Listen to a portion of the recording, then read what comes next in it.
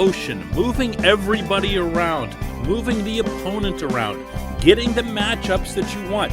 This is the Matt Canada offense, and we're starting to see it in, I was about to say action. How about in motion? Good morning to you. Good Thursday morning. I'm Dejan Kovacevic of DK Pittsburgh Sports. This is Daily Shot of Steelers, comes your way bright and early every weekday morning if you're into hockey and or baseball. I also offer up daily shots of Penguins and Pirates right where you found this. Another day of OTAs, another round of interviews, and we get another step closer to understanding what it is that Canada aims to achieve with this group on this side of the football. And above and beyond anything else, it's deception. When you think of deception and football, sometimes when you link those terms together, certainly those of you who go way back, you can think of gimmicky stuff. Wicky-wacky. Remember Sam Weish, Bengals coach? And that's not really what this is.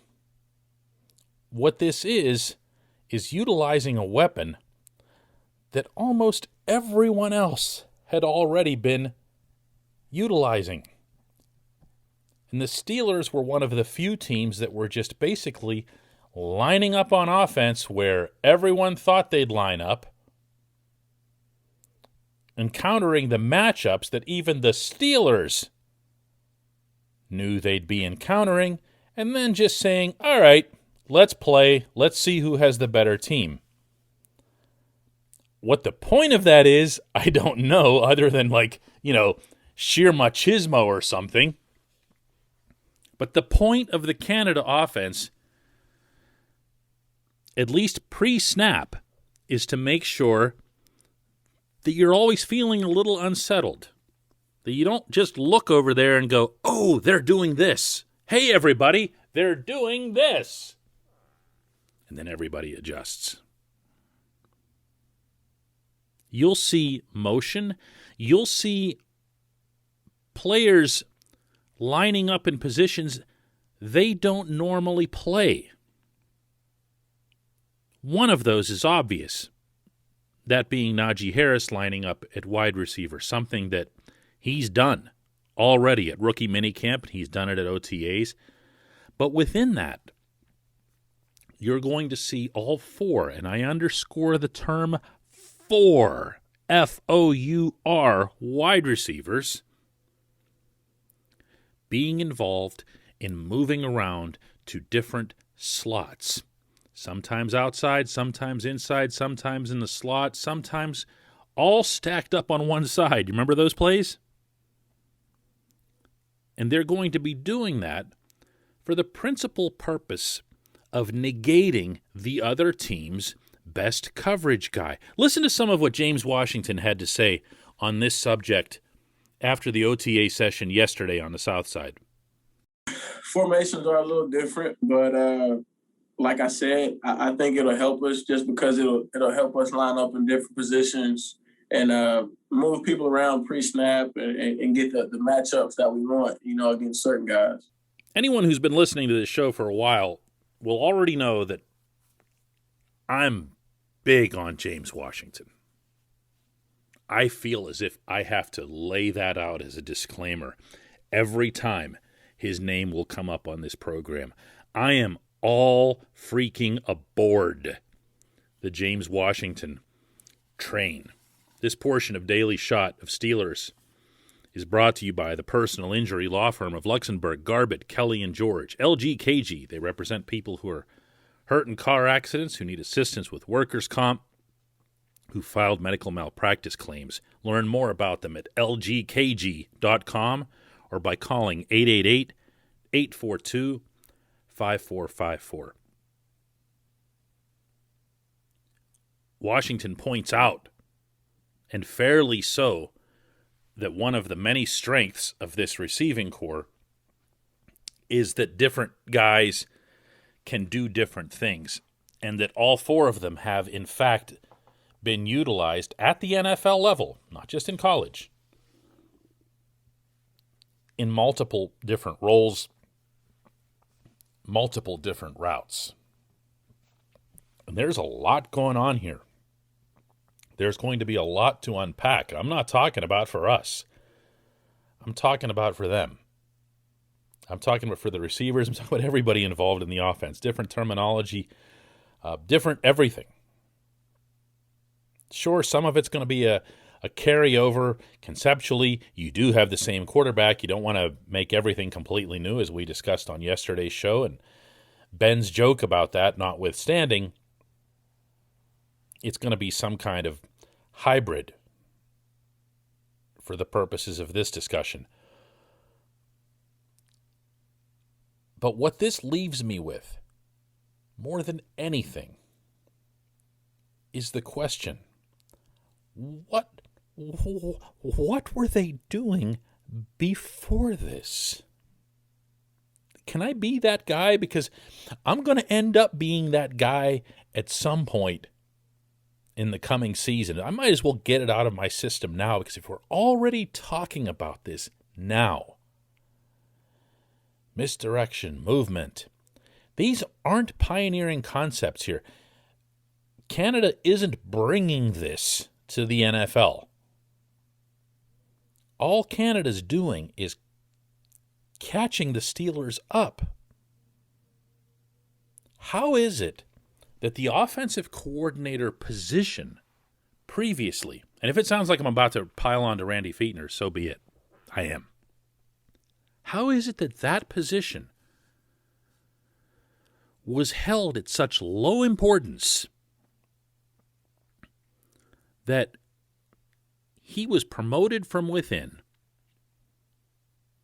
from quarterback's coach, to having no experience designing or diagramming plays at the NFL level?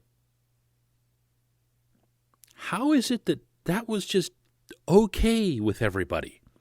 Because he's Ben's guy? Because they get along? Because he seems folksy? Because he works hard? What was that? How is it that the keys to something so supremely significant to this franchise were tossed to Fichtner?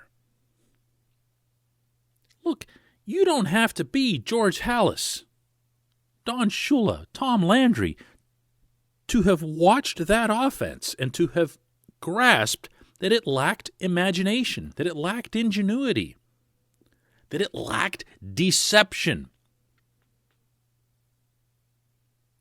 All you had to do was open your eyelids and see that when they were in a certain formation, the whole planet knew what they were about to run. What happened? Even getting past the hire, what happened exactly last season in 2020 when the Steelers brought in Canada, and as a result, the offense brought in some fragments of his motion, but at the risk of dropping a pun here, went through the motions and executing it. Sometimes you'd see it, sometimes you wouldn't. Very rarely to any good effect. You would basically see guys moving for the sake of moving. And you know exactly what I'm talking about because you watched the same thing I did. You saw these guys just kind of scrambling and whatever else, and it was like, oh yeah, look, there's that Matt Canada part. And then it was just a run-of-the-mill play that didn't gain any kind of advantage, that didn't come with any actual purpose. This is not a popular stance that I've taken, the one I'm about to reiterate. But I have forever seen Mike Tomlin's greatest shortcoming as a head coach to be his assignment of coordinators. And being that one of those coordinators over the years was Dick LeBeau, we're really primarily talking about offense. Zero issues with LeBeau, obviously, just to be clear on that. not as wild, anywhere near as wild about Keith Butler, although Butler has achieved some of his objectives, certainly in terms of getting to the quarterback. But on offense, which is always going to be this head coach's shortfall in terms of a base of knowledge, being that he's been a defensive guy his whole life, how is it that the Pittsburgh Steelers have allowed this really, really, really important position to be managed by Todd Haley and then Randy Fichtner? How many years of Ben Roethlisberger were rolled under the bus? You know? How much of this did they waste? And I'm not letting Ben off the hook here either, because Ben was the one that wanted Randy. When what really needed to happen all along was for a coordinator of some ingenuity to be hired to come in and say, hey, listen, this stuff you're doing, man, it's 1975. I'm here to show you how things are done and maybe throw in some of my own wrinkles and whatever else here. And that's the kind of stuff that Canada's doing. Now, is Canada going to be a success? I've got no idea. I'm not sitting here saying that he's the answer, that he and his approach and his playbook and his terminology and his application and his execution of it will be the answer. I don't know that. We have yet to see a single snap of the Matt Canada offense in anger. But I am saying, and with conviction, that this is the type of move this team should have made a long, long time ago. And it's amazing to me now, in hindsight, that it didn't happen sooner. When we come back, just one question.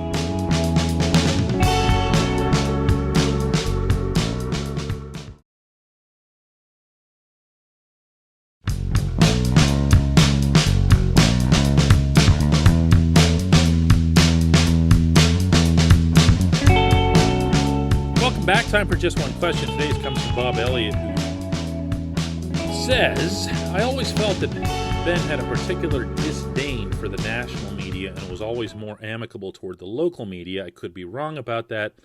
The DKs of the world surely would know better.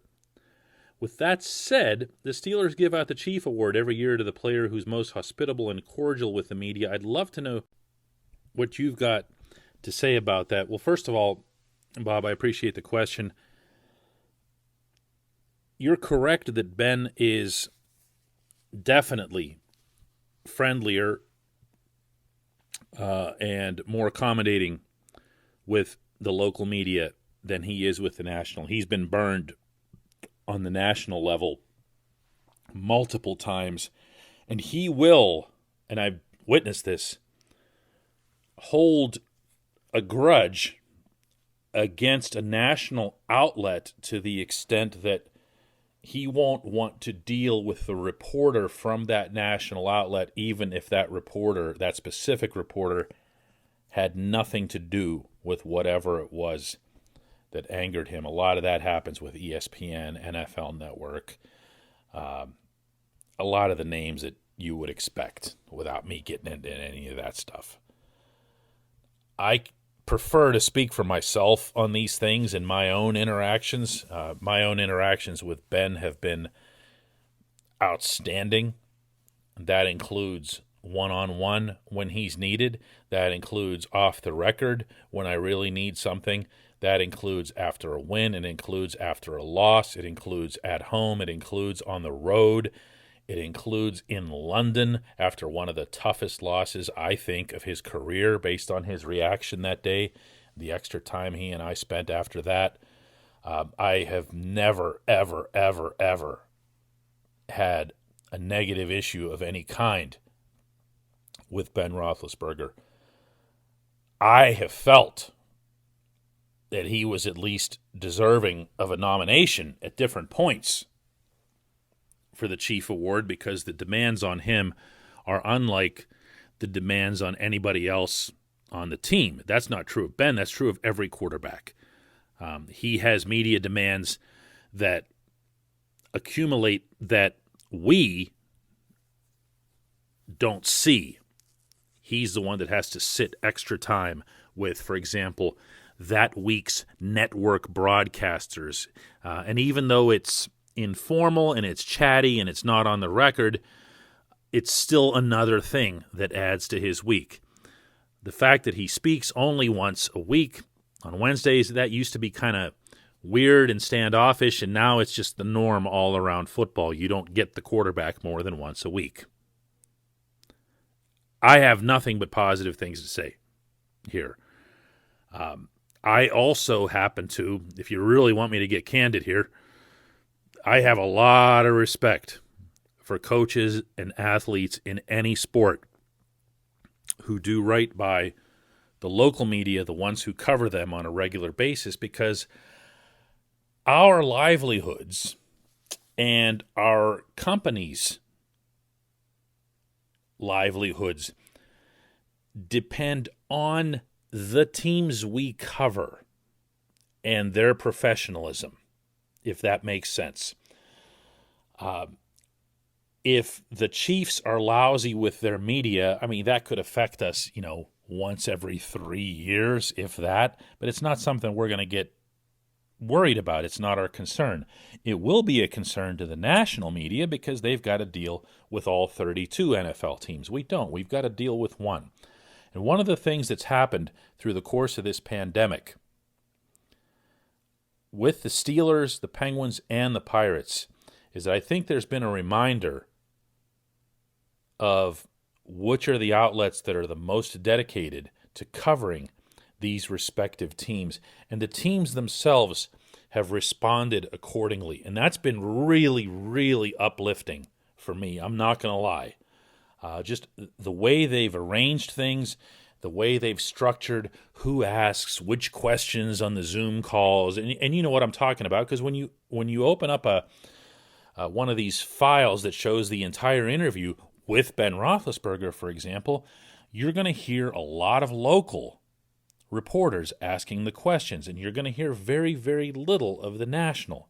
Well, all the national outlets happen to be on that call and would love to be asking the questions. They just aren't getting them. And the reason for that is that the Steelers are doing right by the people who are here in Pittsburgh covering the team on a daily basis.